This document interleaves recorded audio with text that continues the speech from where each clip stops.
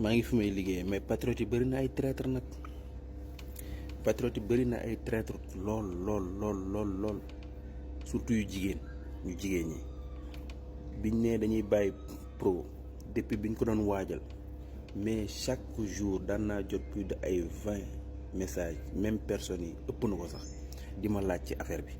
ma leen di tontu di leen dalal di waxtaan ak ñoom naa leen peut-être nii ba bi ma amee information yu wóor man leen buñ ko bàyyiwul mercredi dinañ ko bàyyi jeudi man leen buñ ko bàyyiwul mercredi dinañ ko bàyyi jeudi may waxtaan ak ñoom di leen dalal ma mel ni ab psychiatre ñoo xamante ni niñ mel ci Sonko ñu ci bëri nag États-Unis lañ ne nag ak Canada ñu ci bëri mais gis nga démb laa leen gëj a dégg démb biñ bàyyi Sonko ba léegi maanaam benn message ci ñoom ñëpp amu ci kenn koo xamante ni sax yónnee na ma message ni ma na nga def amut maanaam pare nañ